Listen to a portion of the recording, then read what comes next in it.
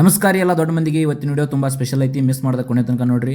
ಇವತ್ತು ನಮ್ಮ ದೋಸ್ತನ ಜೊತೆಗೆ ಅವಸರ ಐತೆ ಅಂತ ಹೇಳಿ ಹಂಗೆ ಜಿಮ್ ಮುಗಿಸಿ ವಾಪಸ್ ರೂಮಿಗೆ ಬನ್ನಿ. ನಾಷ್ಟ ಹೋಗ್ತಾನೆ ಮಾಡಿದ್ರೆ ಆಯ್ತು ಅಂತ ಹೇಳಿ ಹಂಗೆ ಹೊಂಟೀನಿ. ಯಾಕಂದ್ರೆ ಇವೆಂಟಿಗೆ ಹೋಗೋಕೆ ಟೈಮ್ ಇರಲಿಲ್ಲ, ಅದಕ್ಕೆ ಜಲ್ದಿ ಅವಸರಲ್ಲಿ ಹೊಂಟಿದ್ನಿ. ಆದರೆ ಟೈಮ್ ಸುಮಾರು ಇತ್ತು ಕಾಣ್ತೈತಿ. ಇನ್ನೂ ಏರಿಯಾ ದಾಟಿ ಹೋಗಿರಲಿಲ್ಲ, ಪೆಟ್ರೋಲ್ ಖಾಲಿ ಆಯಿತು. ಹಂಗೆ ನಮ್ಮ ಕರ್ನಾಮಯಿ ದೋಸ್ತು ಕಾಲ್ ಮಾಡಿ ಪೆಟ್ರೋಲ್ ತರಕ್ಕೆ ಹೇಳಿದೆ. ಅಷ್ಟಾಗ ನಾಷ್ಟಾನು ಮಾಡೀನಿ. ಬಂದ ನೋಡ್ರಿ ನಮ್ಮ ಯಜಮಾನ. ಪೆಟ್ರೋಲ್ ಹಾಕಿ ನಾ ಹೋಗಿದ್ದ. ಇವತ್ತು ಇದೇ ಸೆಪ್ಟೆಂಬರ್ 28ಕ್ಕೆ ನಮ್ಮ ಸಾಹಸ ಸಿಂಹ ಡಾಕ್ಟರ್ ವಿಷ್ಣುವರ್ಧನ್ ಅವರ ಜನ್ಮದಿನ ಐತ್ರಿ. ಅದಕ್ಕೆ ಅದರ ಅಮೃತ ಮಹೋತ್ಸವದ ಅಡ್ವಾನ್ಸ್ ತಯಾರಿಗಾಗಿ ಪೂರ್ವಭಾವಿ ಸಭೆ ಇತ್ತು, ಅದ್ರ ಸಲುವಾಗಿ ಹೋಗಿದ್ದೆ. ಅಲ್ಲಿ ಸ್ಟೇಜ್ ಮೇಲೆ ಎಲ್ಲ ಗಣ್ಯರು ಇದ್ದರು. ಅದರಾಗ ಕೆಳಗೊಬ್ಬ ಸಣ್ಣ ಹುಡುಗ ಎಸ್ ನಾರಾಯಣ್ ಅವರ ಫೋಟೋ ಕೆಳಗೆ ಕುಂತ ಡ್ರಾಯಿಂಗ್ ಮಾಡಿದ್ದ. ಅವನನ್ನು ಗುರುತಿಸಿ ಫೋಟೋ ತೊಗೊಂಡ್ರು. ಹಂಗೆ ಸಭೆ ಒಳಗೆ ವಿಷ್ಣು ಸರ್ ಅವರ ಸಾಕಷ್ಟು ಅಭಿಮಾನಿಗಳು ಇದ್ದರು.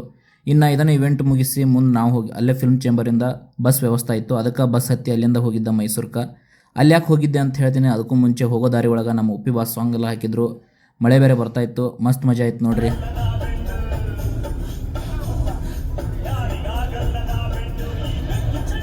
ಅಲ್ಲಿಂದ ಎಂಜಾಯ್ ಮಾಡ್ತಾ ನಾವು ಹೋಗಿದ್ದ ಮೈಸೂರು ಕರ್ನಾಟಕ ಕಲಾಮಂದಿರಕ್ಕೆ.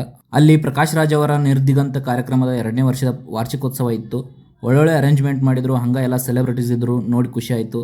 ಇನ್ನು ಅದನ್ನು ಮುಗಿಸಿ ಅಲ್ಲಿಗೆ ಎಲ್ಲ ಮಿತ್ರರು ಸೇರಿ ಒಂದು ಗ್ರೂಪ್ ಫೋಟೋ ತೊಗೊಂಡ್ವಿ. ಅಲ್ಲಿಂದ ಮತ್ತೆ ವಾಪಸ್ ಬಸ್ ಹತ್ತಿದ್ವಿ. ಅಲ್ಲಿಗೆ ಸಮಯ 8 ಗಂಟೆ ಆಗಿತ್ತು.